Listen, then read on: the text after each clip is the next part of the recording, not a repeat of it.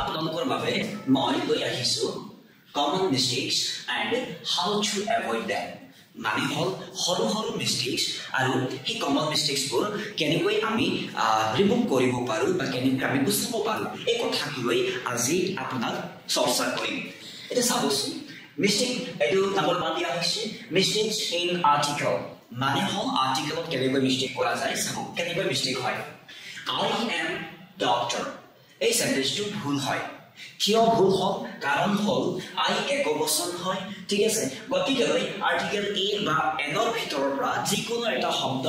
আমি ইয়াত বহাবই লাগিব ইয়াৰ শুদ্ধ উত্তৰটো হ'ব চাব I am a doctor দেখা পাইছেনে ইয়াত a নাই গতিকে এই সেন্টেন্সটো ভুল হয় আৰু ইয়াত a আছে গতিকে এই সেন্টেন্সটো শুদ্ধ এই আইডিয়া কাৰণটো সৰি a দিয়া কাৰণটো হল যে I একবচন হয় গতিকে ইয়াত a দিব লাগিব যদি I ঠাত যদি মই হি ব্যৱহাৰ কৰো চাবচোন হি একবচন হয় সেই ক্ষেত্ৰত আমি কি কৰো is a doctor